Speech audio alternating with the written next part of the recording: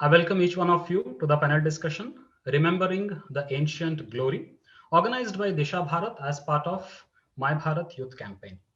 I'm Sughosh Nigale from Bengaluru, and I'll be the moderator for this panel discussion. Let me introduce you to today's panelists. Today, currently we have got two speakers who will be interacting with us. We have Dr. Swadesh Singh from New Delhi and Shri Apurv Kumar Mishra from Bihar. Before we start the discussion, I would like to give a brief introduction of our panelists. Dr. Swadesh Singh is an assistant professor of political science at Satyapati College, Delhi University. He is also a visiting faculty at Delhi School of Journalism. Dr. Swadesh has worked at NDTV News Channel as news producer and at bbchindi.com as a sub-editor. He holds PhD from JNU on the topic Representation and Exclusion of Dalit in Print Media, Case Study of Newspapers of Uttar Pradesh, and he holds MPhil from JNU on the topic Democracy and Civil Society, Case Study of Nigeria. Welcome, Dr. Swadesh Singh. Thank you. Thank you for inviting me on this forum. Thank you. Yes. Our second panelist is Dr. Apurv Kumar Mishra. Apurva ji, namaste.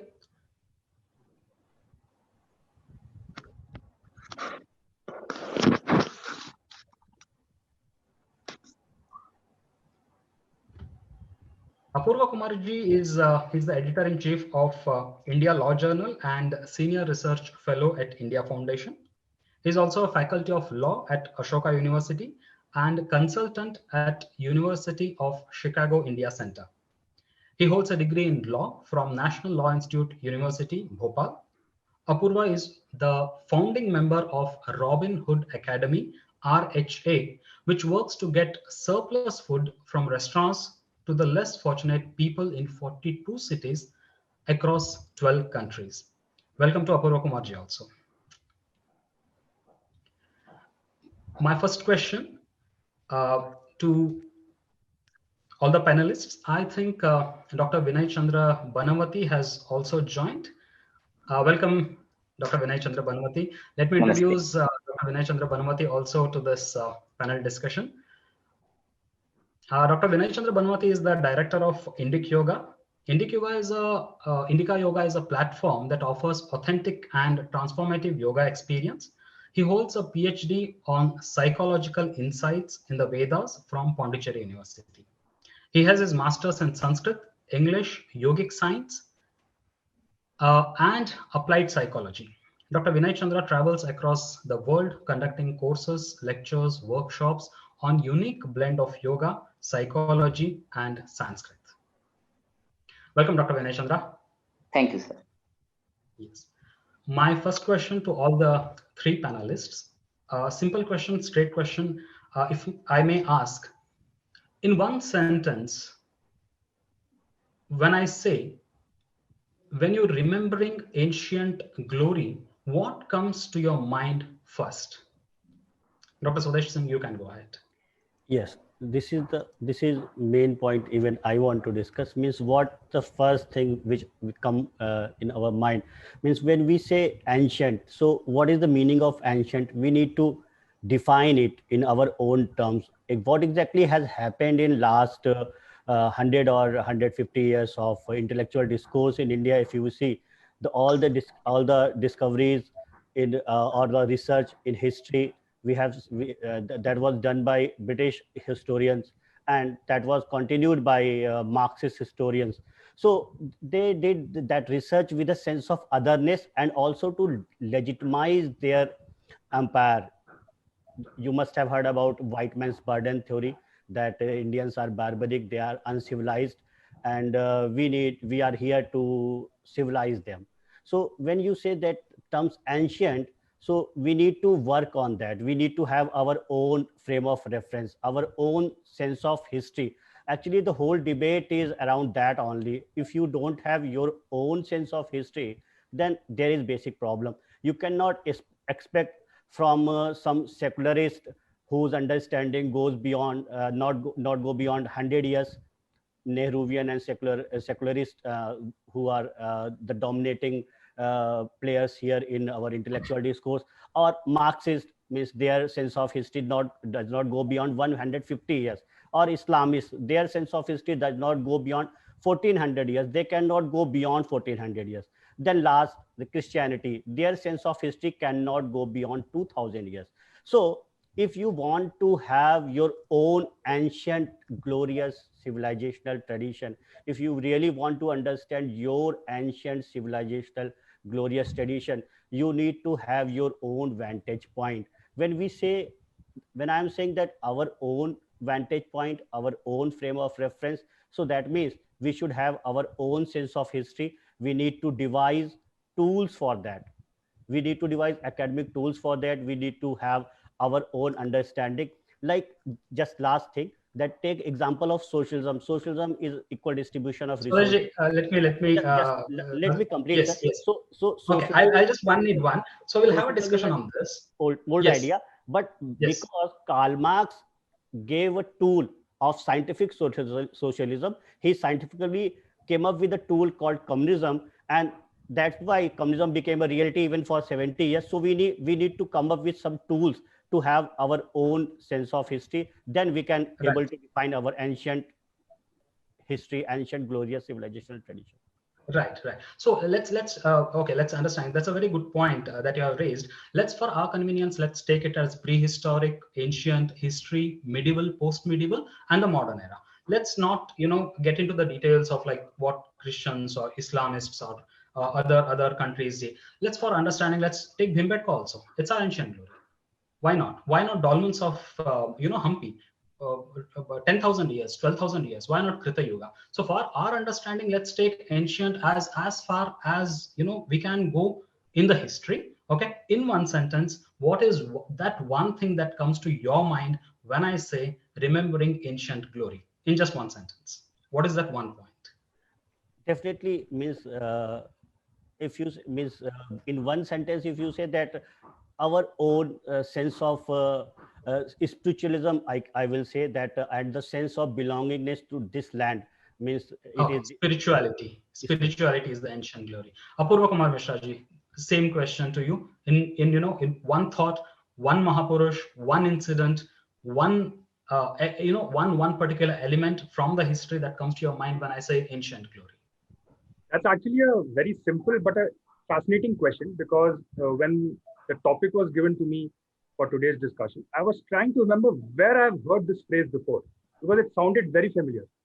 And just yesterday it struck me that the topic for our discussion, remembering ancient glory, is actually very similar to the motto of ASI, the Archaeological Survey of India. The Archaeological Survey of India's motto is Pratna Kirtim Pavrinu, which means let us uncover the glory of the past.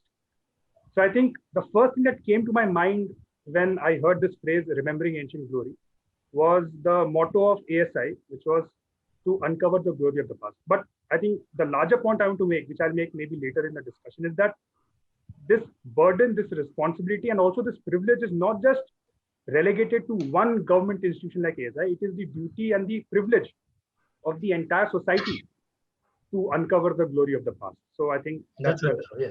Yes. Correct. So one particular thing, that suddenly comes, kind of a rapid fire for you. So one particular thing, like Swadesh said, it's spirituality that comes to my mind when I say ancient glory. So one thing that comes to your mind is what? Ancient glory. Introspection. Great. Oh, great. Dr. Vinayachandra, same question to you. One thing that comes to your mind when I say ancient glory.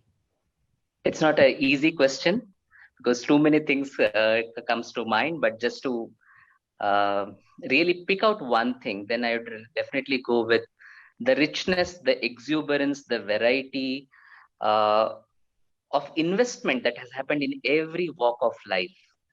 If you take literature, if you take language, if you take art, culture, I mean, any aspect of life, so much of thought has gone into it, into the details, the intricacies, and in every domain, they have tried to bring out this kind of richness and meaning and value. I think this is what comes to my mind as the first. I mean, I just can't leave any field, any domain of life outside this realm. You just take and then you have a sense of, wow, what all have they done? This is, yeah, I mean, I think this is one thing that stands out for me, the kind of exploration of meaning and value in every domain of life, and also to bring out that richness and variety. Okay, great, Dr. Vinayachandra. Now, Swadesh ji, yeah. So, if you say, the milestones of the ancient glory. So, how do you look at it? The ancient glory. Let's take from Krita Yuga. Let's get into. Let's go for Vedas, or as I said, as early as possible. Where do you see, or how do you see the ancient Indian glory, the major milestones? Uh, Means I will say there is a verse, Bhadra Mikshanti Rishya, means from the this nation, we call it Rashtra. This Rashtra born out of the Bhadra Iksha of Rishi is the noble man, and that's why we have a responsibility towards society. So I think that is the main point which we should always remember while discussing our ancient glory, that what kind of history we had, as our co-panelist was saying, not just in history but either in spirituality or culture or literature or philosophy. Everywhere you will see that that sense of spiritualism is there, and that's why India is a civilization in continuity. India is a living civilization. India never tried to become an empire. There is a difference between empire and civilization. Empire is coercive in nature, exploitative in nature. They believe in concentration of power. So there were many civilizations which later became empire, and India remained a civilization, and that's why since time immemorial, Bharat is there, and we are just thriving. Yes, great. Dr. Apurv Kumar Mishra, how do you see, the major milestones of ancient Indian glory? So they are, in fact, extraordinary. And the fact that so many stories, practices, cultural markers from ancient civilizations survive till today give you an idea about the robustness of that way of life. There's a famous philosopher called Nassim Nicholas Taleb, whose work I adore. He, in his book called Anti-Fragile, talks about this idea that time is a filter for meaning and value. That unlike perishable items, non-perishable items, the longer they survive, right, the more robust they are, right, and therefore, the longer an idea, a book, a civilization, a culture survives, the longer it is likely to be around in the future, right? Because it's the ability to stand through time is an indicator of its robustness. And unlike perishable items, these non-perishable items like culture, civilization, books, ideas, they age in reverse. And so every year without extinction, and this is a quote from him which I really like, every year without extinction doubles the life expectancy of a non-perishable. And so the fact that we've survived, our culture, our way of life has survived for thousands of years, is an indicator of its robustness. Taleb, of course, calls this by the phenomenon of Lindy effect, which is a concept in sociology and psychology. But I think it's a very relevant framework to understand and take pride in our own way of life. Because the fact that it has survived for so long means that we are aging in reverse now. And the longer we survive, and every year without extinction, will further prolong our way of life exponentially into the future. So I think it's an extraordinary achievement which Vinayachandra ji and Swadesh have alluded to. Okay. Dr. Vinayachandra, as a Veda scholar, can you throw some light on the Vedic aspects and the Vedas? How Vedas is remembering Vedas is something like we can't exclude Vedas from the Indian tradition, Indian history. Can you throw some light on that? Sure. I mean, I often tell this that many of us may not be familiar with the Upanishads. In multiple ways, Upanishads have informed our thinking, our living, our being and behaving in many aspects of our life. It pervades like anything. It only is that we don't acknowledge it, we are not familiar, but despite the fact that in our entire approach to life, in our entire approach to faith, in our entire approach to celebrating life, all these ideas are foundational ideas that you find in the Vedas, and very clearly expressed or very well articulated in a vivid manner in the Upanishads. Just to give you a couple of examples, our whole approach to the one principle as the highest principle, the whole thinking of what is called as monistic thinking. I'm not speaking about monotheism or polytheism. There are various theistic considerations that underline the religious sphere, but the very idea that there is an intelligent principle which pervades this universe and which is also immanent. This idea, which is called by different names in the tradition, it largely Brahman, but there are many other names, Purusha, many other names go. This fundamental idea that there is a superior intelligence that pervades everything, which is inside and which is outside. I think this one thought has influenced our thinking. And not just that, that this principle can take any form or be without form. That whole range of possibilities from Saguna to Nirguna, Sakara to Nirakara, I think it allows a space, it builds in a sort of an open architecture where every band of faith can be accommodated in this. I think this is what gives us such a huge resilience to our thought. So this is one idea. And second, another idea, this whole thing about the requirement for growth in life, to grow and to overgrow, to grow towards a cause and to overgrow certain limitations, certain tendencies which can hold us down, which can pull us back. This natural tendency to evolve and be a better human being. I think this is another fundamental idea that is engraved in the Upanishads. And it also has many implications that follow. What is it? At the personal level, at the psychological level, it also implies that there is a possibility of growth. You need not be limited by the factors you were born with. You might not feel a victim to your own circumstances. You are not a prisoner of your past. You have an inherent greatness, a tendency which you can grow towards. I think this, some of these are foundational ideas which gives this kind of resilience to this culture and tradition. And in fact, this will also be the markers of the future. If a civilization, if a culture has to survive and outgrow various kinds of challenges it will come across from time to time, these will be definitely great anchors for us to move on. And therefore, these are some timeless values which have been instilled. I just refer to a couple of them, but there are multiple such anchors that we can find in the Vedic tradition, more so in the so I'm just keeping people aspects to this. Okay, yeah. Thank you, Dr. Vinayachandra. Swadesh ji, as a beginner, if somebody wants to start his study on the ancient Indian glory, from where should he start? How should he start? Because this Disha Bharat entire campaign is for the youth to understand the importance of remembering our ancient glory. So for students, for beginners, where do you say how should they start, and what should be their approach towards the Indian history, the Indian learning? Yes. So to add what Vinayachandra ji was saying, that the Indian history, or especially the ancient Indian history, if you will see that we have witnessed many great changes without any struggle or violence, whether in the time of Gautam Buddha or Mahavir Jain or Shankaracharya. Means in India, an inner revolution take place.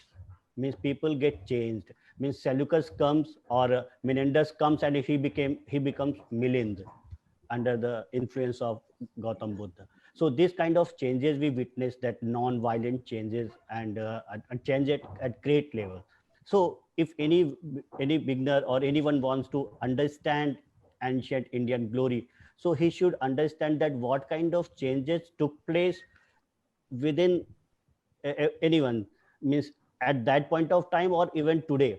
So if you see that since time immemorial, this kind of tradition is going on, that we have always changed, that kind of, this is an eternal civilization. This is a Sanatan civilization, Sanatan Sabhyata we call it. What is the basic reason behind this Sanatanta? So the basic reason is that we get change without any violence, without any struggle.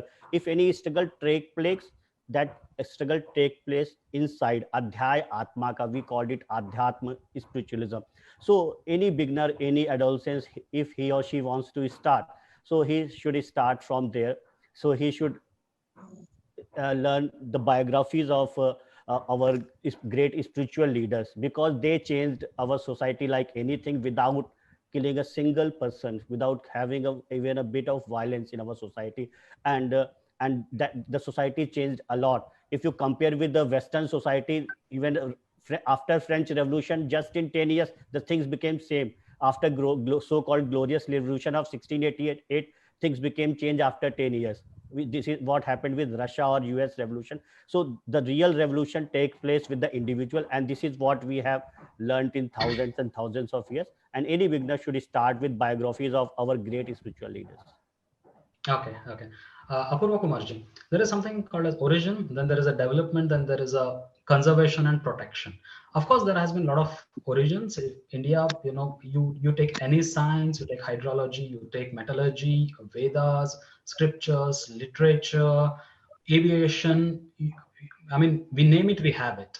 But however, considering the protection and the conservation of this ancient glory, so where do you think there is a need to immediately attend by, the today's youth should immediately attend to this particular need of conservation and protection? That's actually, it ties into the point that you raised with Swadesh ji, and the one that I was trying to make at the start of our discussion, which is how do we educate ourselves, and in the process of education also cherish, celebrate, protect, secure the achievements of our ancient past. Like I said, when you mentioned the topic, I was reminded of the motto of the Archaeological Survey of India, which officially is responsible and the nodal agency, so to speak, for protecting our cultural heritage. But civilizations don't survive like that by designating and giving this responsibility to one institution. I think civilizations that have survived, cultures, traditions, societies that survive, are societies where the entire collective takes the responsibility of protecting and celebrating their heritage. And therefore, it's not just when you look at questions of education and also protection of our civilization heritage, we should not just think about whom we can delegate this responsibility to. We should, as an entire collective, think about how can we first educate ourselves, and after educating ourselves, cherish, celebrate, and also protect this heritage. So, for example, you asked Swadesh about where can someone begin to learn about our civilization. I think books and stories of our great leaders is great, but I think if you are simply more observant of your day-to-day life in your home, you can see the light of our ancient civilization shine through. Because if you look at the rituals that we practice on times of birth, wedding, death, right? If you look at the festivals that we have, that we celebrate throughout the year, and the stories associated with each of these festivals, which are like a link to our ancient past. Right? When we think about the pilgrimages that our grandparents, our parents go to, right, that they also take us along with, the stories that we hear during a dinner table conversation. I think if you are just more observant of your day-to-day life at your home, you will be more educated about the legacy of our ancient civilization. And one is, of course, our individual life, which tells us about our ancient past. And if you sort of take a macroscopic view, if you take a bird's eye view, if you look at even how some of our public institutions function, you see a very strong link to our ancient past. For example, every year when the budget is prepared, the official signal that budget making process has started is with the halwa ceremony, right? In which everyone involved in the budget making process comes together. No other country has this ritual of preparing halwa before the budget making process for the entire country. 2019, if you remember, when Nirmala ji first presented her budget, there was a tradition in British that you would carry a suitcase. This was called actually the Gladstone briefcase. Gladstone was a 19th century Prime Minister of England, and he used to carry his budget documents in a briefcase. And that legacy continued even in India after independence. In 2019, Nirmala ji carried a Bahi Khata instead of a briefcase for the first time to break tradition with this legacy of British India and again connect us back to our ancient past. You look at the Dashera celebrations every year in Ram Leela. I mean, for those of those scholars who talk about separation of church and state, that government should not be participating in the religious life of a society, irrespective of who's the prime minister, even if it's a non-Hindu prime minister, no matter who's the prime minister, the Prime Minister of India does go to the Ram Leela Maidan on Dashera and participates in the ancient ritual of the burning of Kumbhakarna and Ravan to symbolize the victory of good over evil.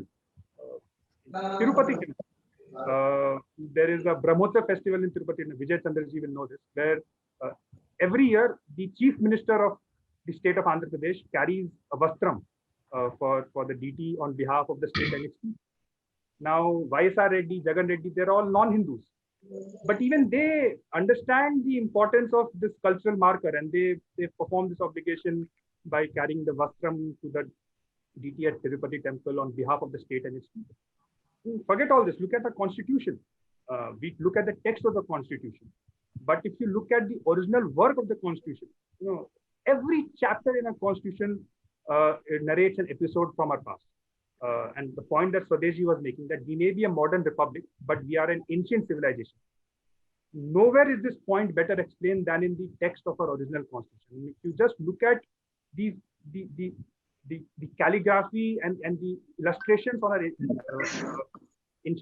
our original constitution by Nandlal Bose. Nandlal Bose was from Shantiniketan. He illustrated the original constitution. So, for example, part 1 of the constitution has the Indus Valley bull to start the chapter. Part 2 of the constitution has a photo of a drawing of the Vedic age when rishis are conducting havans.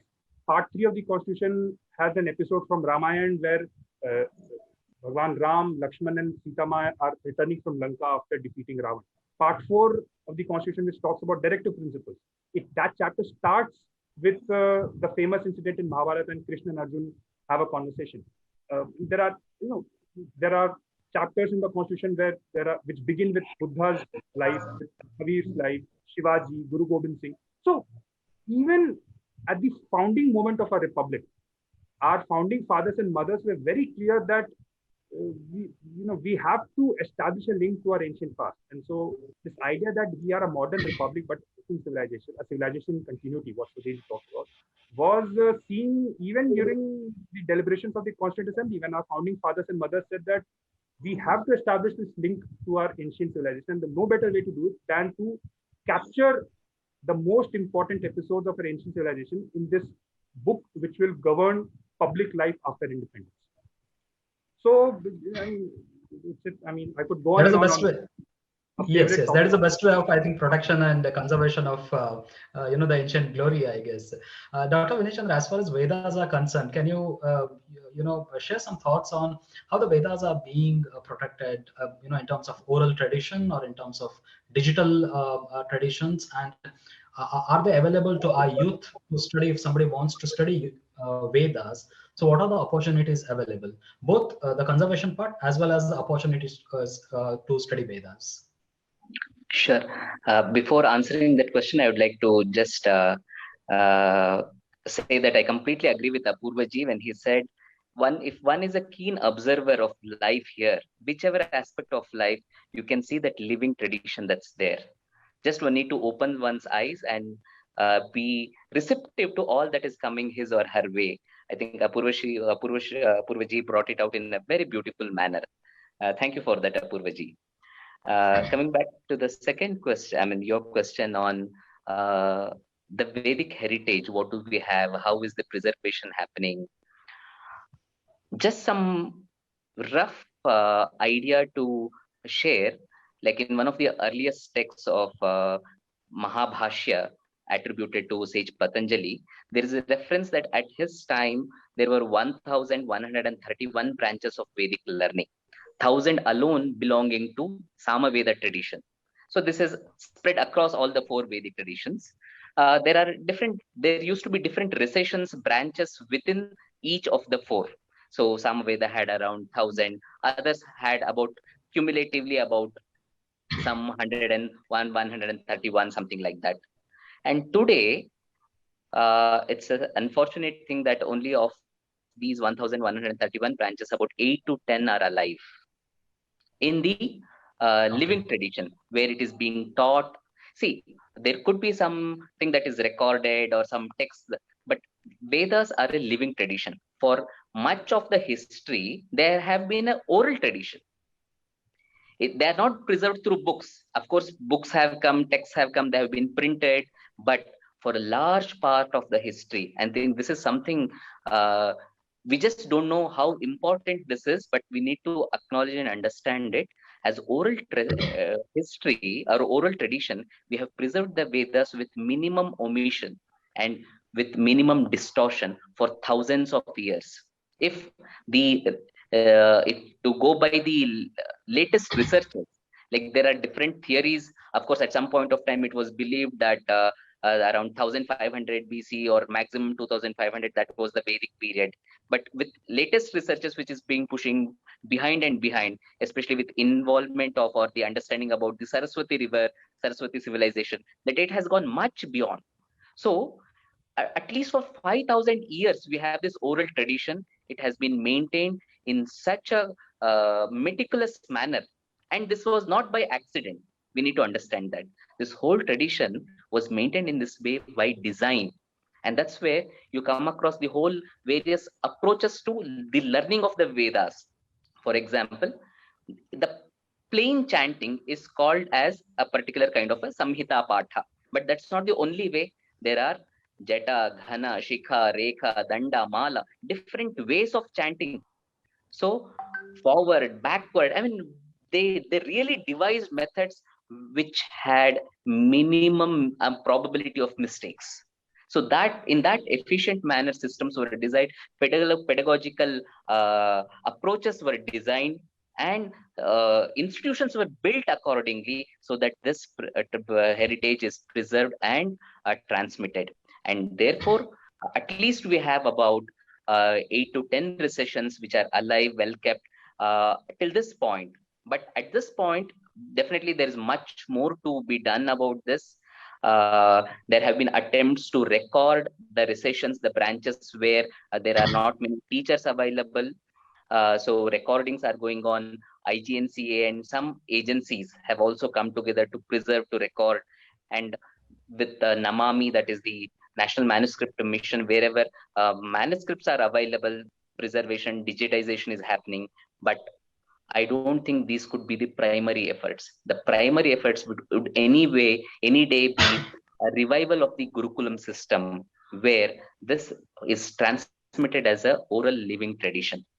And that's correct. If my observation is right, definitely the number of institutions or seekers of this knowledge has definitely increased in last 1 decade. Okay, so what will be the first step for a Vedic a person who is interested in Vedas to learn? So what are the opportunities available, Dr. Vinay? One is, I mean, there are many teachers available. So see this as an oral living tradition. That's the first thing. As I said, you can get a cassette, you can get a recording, you can listen. That is one part, but you can't preserve with that. The preservation has to happen by learning and ensuring that it is transmitted. To seek a teacher, in fact, I know a teacher, I mean, I'm just referring to one outside India. In India, there are many teachers in whichever part of the country you go. But I'm just referring to one teacher who is in Brussels and a good friend of mine. She has developed, she's an engineer, and she has brought in an engineer's approach to developing a teaching method.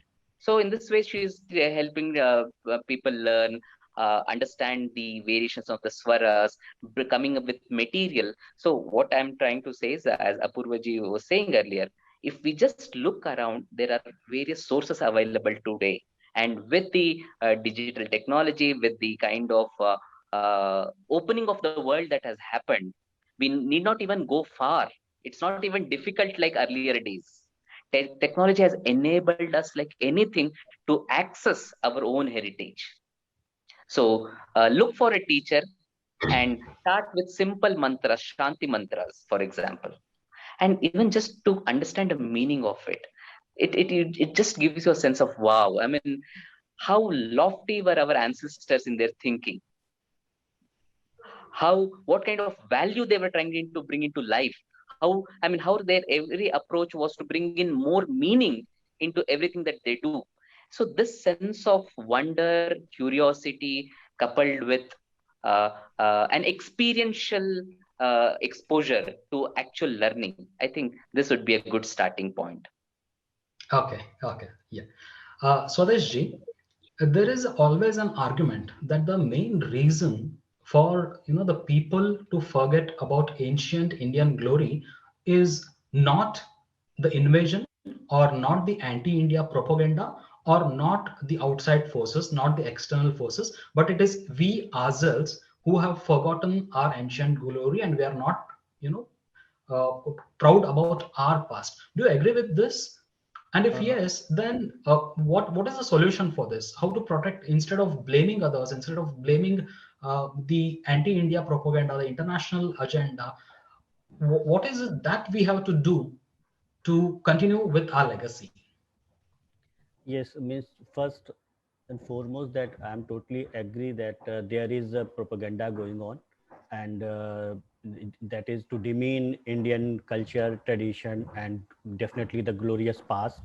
And it has not started after independence, and it is going on even before independence since last 200, and everyone knows about like Lord Macaulay's minute, and everyone knows about Rudyard Kipling's white man's burden theory, and then later Marxist scholar and our secular scholars, and the whole academic discourse is definitely dominated by them. And after 1960s, even our academic discourse, when you means we learned Hindi in our childhood days, so we always learned Ga for Gadha, not Ga for Ganesh. So this kind of understanding we were given, and since then we are having the same thing. Even if you go through the books, state education board or NCRT books, you will find a number of things which consciously or unconsciously or subconsciously teaches you something else at what you need to learn. And on from another point of view, if we all the invasions took place from northwestern part of India, so if you compare the North India with South India, so you will see that our cultural tradition or heritage or temples or designs, they were more protected, they were more conserved. In southern part of India, you will find beautiful temples there, and we were fighting for one Ram temple in Ayodhya.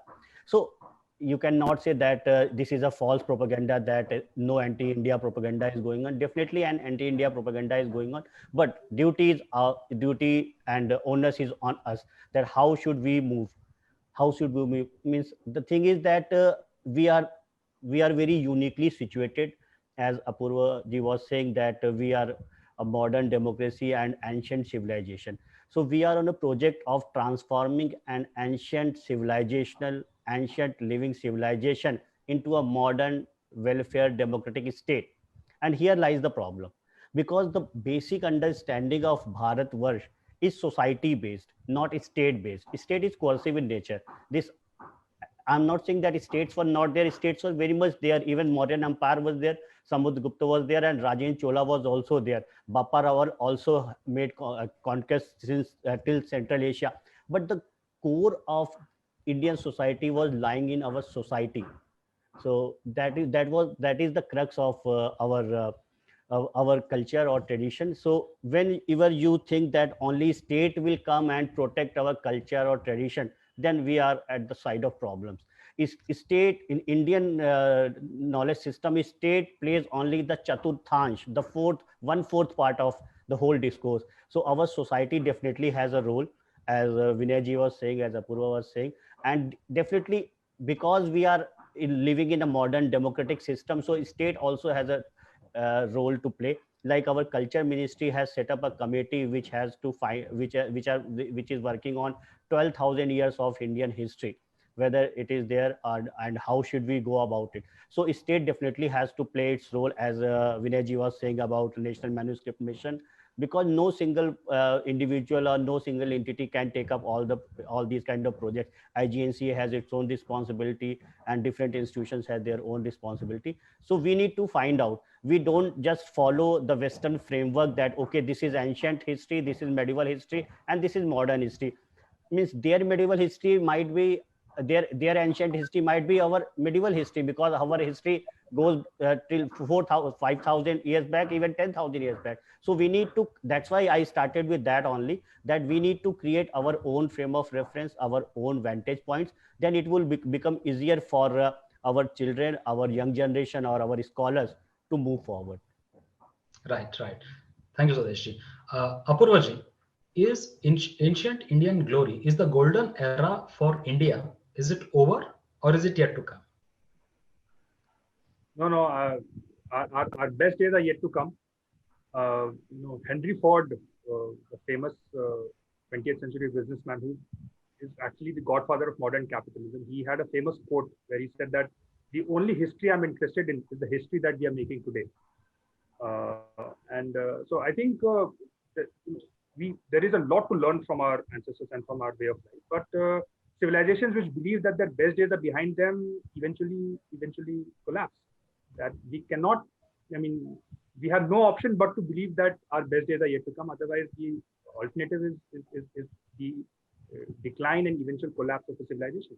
However, there are our forefathers, our ancestors, they were extraordinary individuals. There are lots of issues on which they undertook deep thinking, and we are very fortunate large parts of the products of their deep thinking survive with us today, which can act as signposts, as guides as we navigate the uncommon challenges of our time.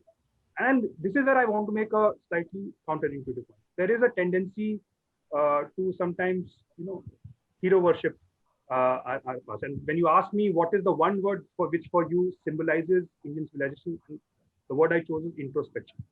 And I think introspection, the ability to self-reflect, the ability to correct some of the errors that have crept into our way of thinking is a unique feature of our civilization, and one of the reasons why we survived for so long. So there is a tendency sometimes that we take everything that was said in our scriptures literally, without adding our own intelligence, our own reason, our own imagination to it. And that sometimes becomes counterproductive. What are great as our forefathers were, they could not have foreseen all the problems and challenges of modern life. They could not have foreseen the world that we live in today. So we should resist the temptation to sometimes just cut, copy, paste their prescriptions for our problems. At best, we should use our ancient knowledge as signposts, as guides. As we should learn the attitudes our forefathers had towards approaching problems of private and personal and public life. And those attitudes are very valuable. In fact, I would say non-negotiable for our survival and thriving as a civilization. But beyond that, I think there are problems, there are challenges of the world that we live in today where we have to think afresh. We have to think anew. And in this fresh thinking for our unique problems, we may want to adopt certain attitudes from the past, but let us resist the temptation to cut, copy, paste those solutions for our problems. Thanks, Apurv. Dr. Vinayachandra, India minus Vedas is equal to what? By Vedas, I would understand it as the value system that has been provided, not just the text per se. Yes. In that case, then India will not be India. India will not be India. India is not India. The kind of timeless wisdom that we can access there, as Apurvaji was pointing, we need not replicate the solutions, and it can never be done. But it provides us with a toolbox which will help us to come with the solutions for any times that we are there. And that's the reason why, to answer your earlier question, we are not a spent force. If our best days have already bygone, then we would have been a spent force. But we are equipped with a toolbox which can actually come up with solutions to the problems of the world of all the times. So therefore, India wouldn't have been India if we didn't have this access to this resource. Great. Okay. Now my last question to all the three panelists. Swadesh, what is the message that you want to give to today's youth as far as the ancient glory is concerned?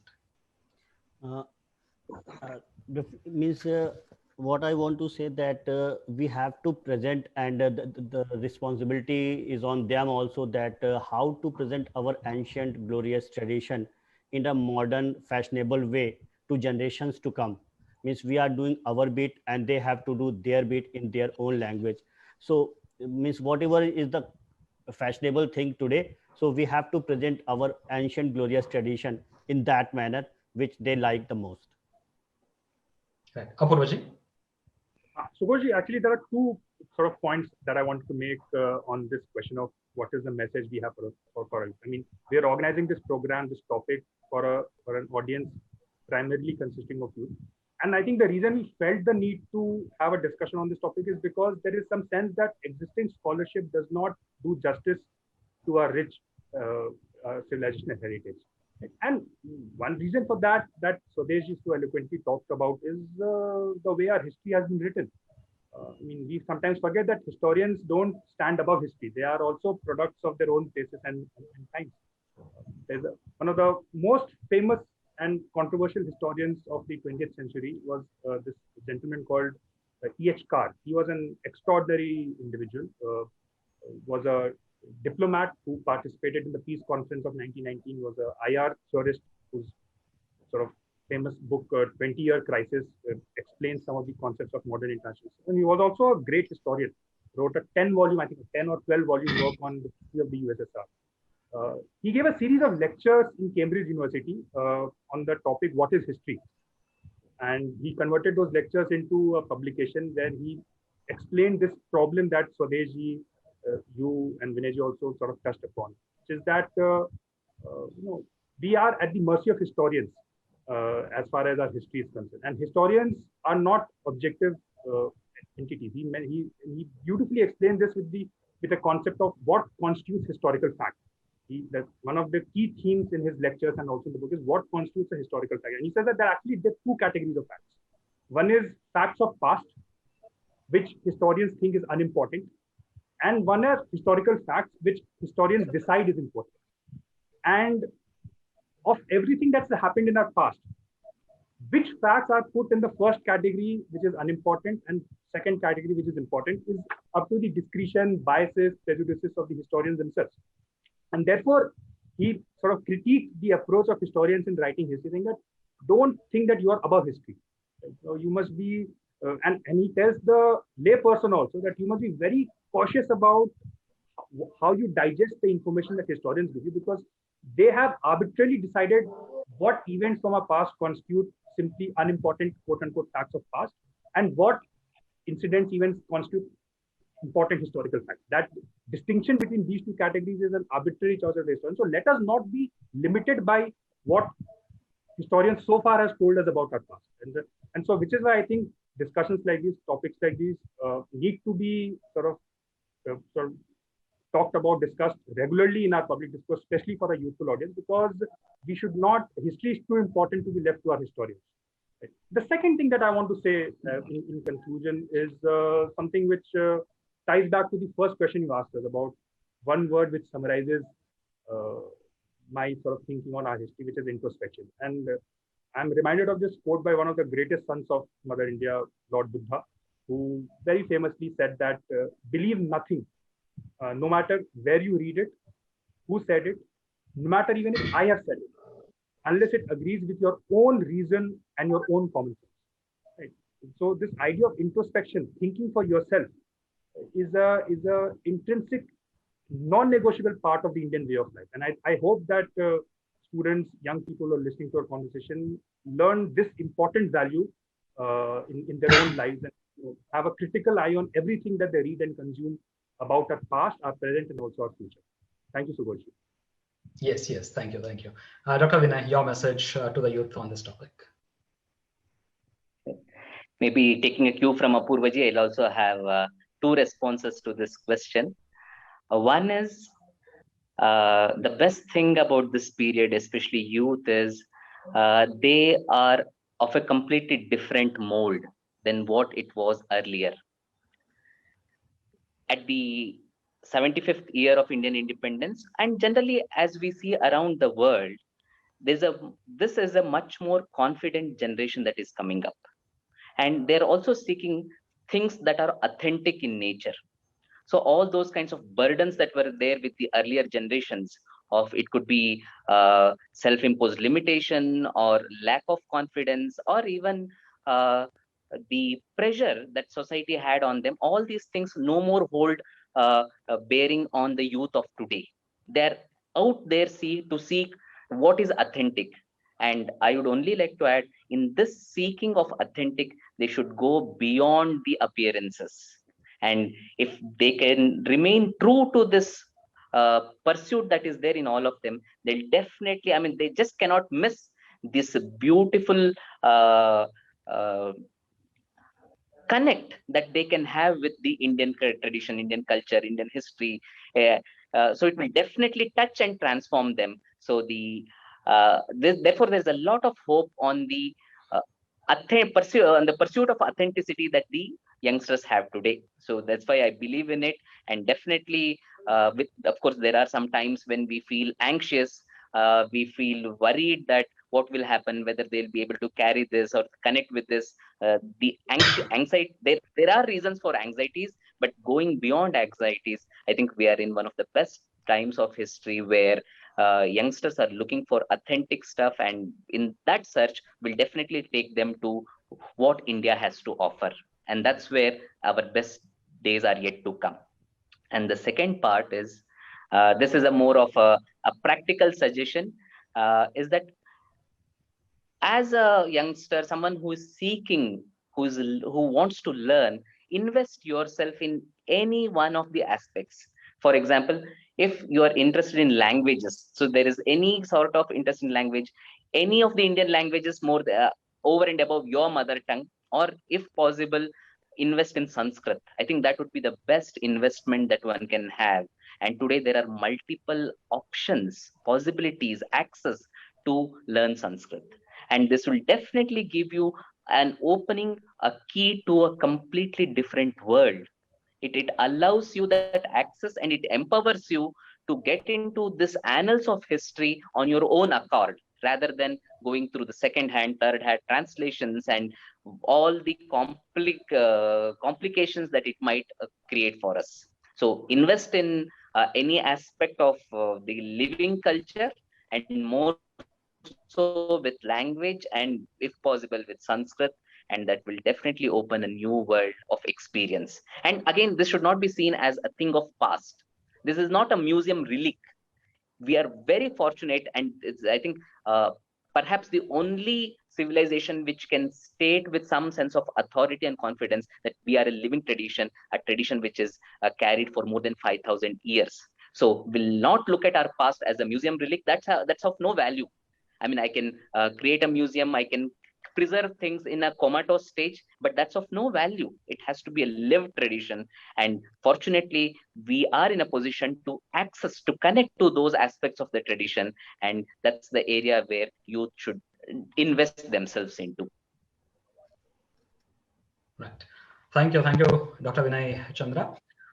With this, we conclude our today's panel discussion. Dr. Swadesh Singh ji, Dr. Apurv Mishra, Dr. Vinayachandra ji, thanks for your valuable time and sharing your thoughts on this topic. I thank Disha Bharat for this wonderful panel discussion. And more panel discussions are yet to come. More speakers are going to come and speak. And now I thank all the participants who have attended this panel discussion. Thanks, one and all. Thank you. Bye. Thank you. Thank you.